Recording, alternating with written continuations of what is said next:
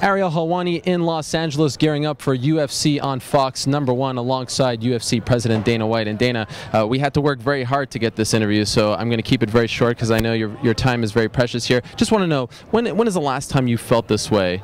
And you've been talking about feeling nervous and anxious and whatnot. When's the last time you felt this way before a fight? Probably that interview that y'all saw. Hey, we're here, we're revved and ready to go. Probably that interview was the last time I felt like this. You still have that suit, by the way? No, I was 170 pounds when I had that suit on. Yeah, that suit's long. My son is wearing that suit. So not even before like the Forrest Griffin fight, you think this is bigger? Because then you were not on your deathbed, so to speak, but there was a lot riding on that fight.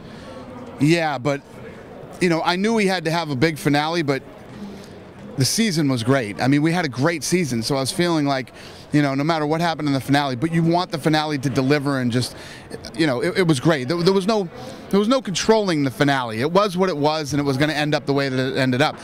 We made this choice for this fight. We put this fight on Fox. Completely different. Plus, I mean, I don't know if you've ever been in the arena early, you know, before we open doors, but I've been doing this show for 10 years. We rehearse and rehearse and rehearse and rehearse, because I'm you know, crazy about making sure that everything is perfect and we nail it.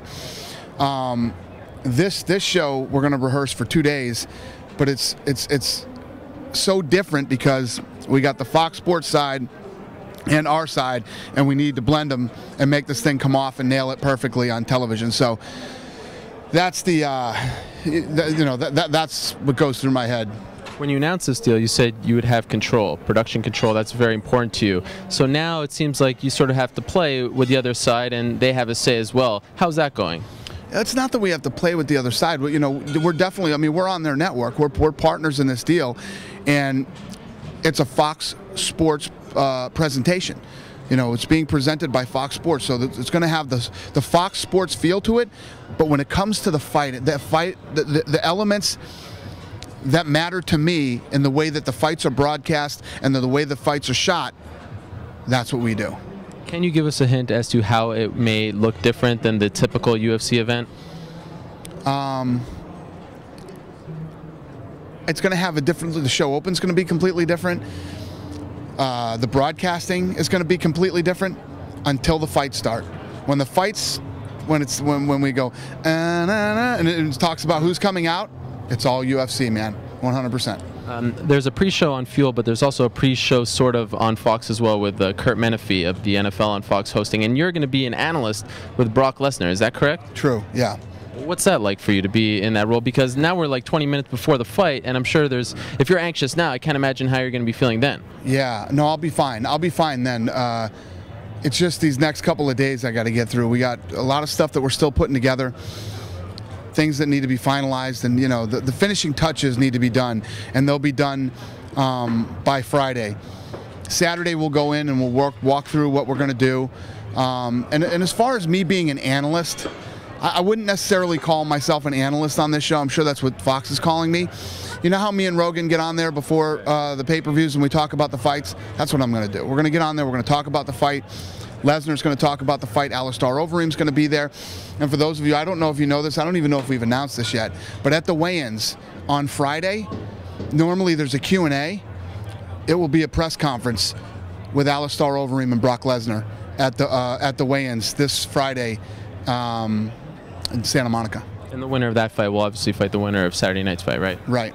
Now, what do the next 72 or so hours look like for you? Can you give us some insight into your world? Not obviously releasing too much, but what are you doing in the next couple of days? Well, other than, you know, all the press that I'm doing over the next 2 days, it's all production. Going through all the production. We're still working on, like I said, finishing touches on things that need to be done. You know, we pump out viral pieces the week of the event. We put together, there's still things that I'm working on as far as advertising and promotion of the event, but a lot of it, majority of it is production. Any new sponsors for this show?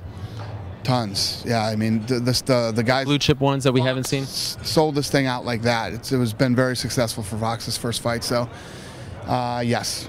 None that you could say beforehand? I wouldn't even know off the top of my head. That's their world. Now, I'm just wondering, obviously people have been joking about keeping the guys healthy and how crazy it would have been. Wanted to ask you a question. I heard some rumors.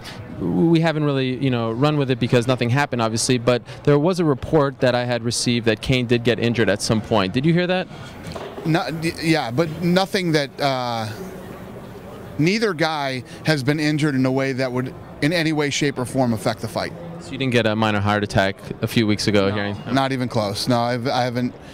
You know, have I thought, God, I hope nothing happens to either one of these guys? Absolutely, but yeah, no, nothing to worry us. And how'd you like the prime time? Overall, were you happy with it? I loved it. I mean, I produced that thing from friggin' top to bottom, and you know, I'm very, very happy with it. It was the perfect, you know, if you could see the difference in style. And this one, it was more storytelling, and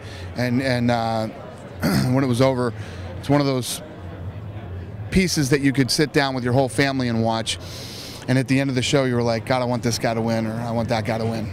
And when you took over the UFC in 2001, along with the Fertittas, what was your timeline as to when you thought this could come on network television? When did you start thinking about that? Well, what's funny is if you look at what we did, we break everything down in 5 years. You know, we go 5 years for our plans. But our big overall plan was in the next 10 years.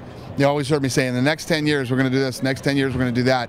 And here we are, 2012. You know, I was close.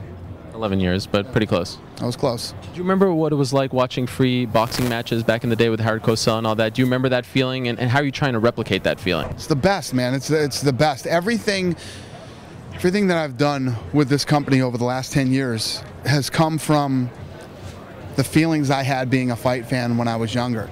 There's nothing more fun. For example, like the thing that you guys saw on the internet with me going to the Rage Against the Machine concert, you know? I am such a huge Rage Against the Machine fan.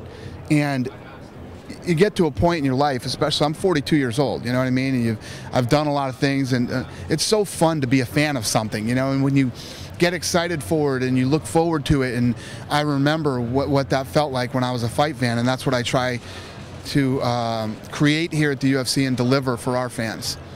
Is that the future, or is pay-per-view still always going to be a part of your business model? Yeah, no, pay-per-view is definitely our business model, but I think that when you ask fans to buy 12 to 14 fights a year, you got to give them back a lot of free fights, and that's what we do. I mean, we do 12 to 14 pay-per-views a year, but next year we're going to do 34 fights.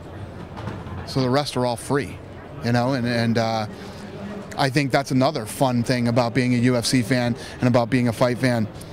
Listen, back in the days when boxing was just pay-per-view, me and my friends, we figured out how to pay for these things. We all get together and everybody would chip in, everybody kick in their $5 for the pay-per-view.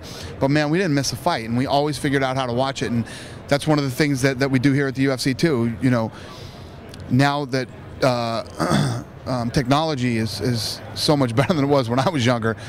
You know, you got satellite, you got cable, you can go to a bar and watch it. You can watch it on your computer, you can watch it on your iPad. I mean, there's just so many different ways to receive the product now. It's just, there's never been a better time to be a fight fan. It just keeps getting better and better. Not to look ahead, but do you know when the second Fox event is going to be yet? I don't. Okay. Two last quick things before we let you go. Obviously, a lot of hardcore fans watching this, and we sort of cater to them. And a lot of them kind of wondering about the Guida-Henderson fight. I know you don't want to think about that. I know that's not a big deal. But can you just explain? Listen, let me shed some light on it. It is a big deal. That fight is a big deal. And in no way, shape, or form do I want to diminish the importance of that fight. It's a very important fight. It ended up on this card with you know, the one fight that's going on Fox for the first time ever. Just like any other UFC event, all these fights are important. And as far as that weight division goes, this Guida-Henderson fight is very important. So I got to get past Saturday.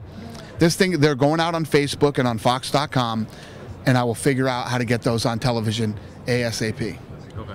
And the final thing, we were talking about Wild World of Sports and Howard Cosell boxing.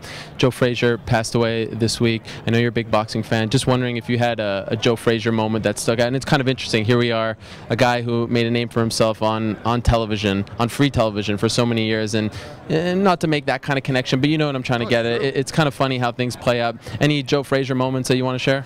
Yeah, you know, a huge Joe Frazier fan, man. I love all the old school boxing guys, the guys who used to just go to war and have these amazing fights. And he's one of the best ever, a true legend of the sport. And, you know, I met Joe Frazier last year for the first time and hung out and had the opportunity to, you know, shoot the and he was a great guy, and just such a. I mean, when you talk about the dog fights that they used to have back in the day, man, with guys like him and Ali and Foreman and Young, and I mean, just all those guys back in those days. It's a real sad. You know, I was really bummed out when I heard that he passed away. First, we were in England, and I heard somebody was saying that he was sick. So Bert Watson, who works for us, is really close to him and his family. So I asked Bert, "Is it true?" He called, found out that he was sick and that he was fighting for his life, and then he passed a few days late. So yeah, definitely sad.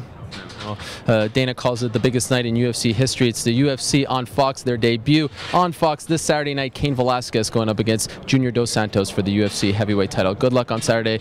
Get well. Thanks, Don't worry about it. It'll all work out. Thanks, bro.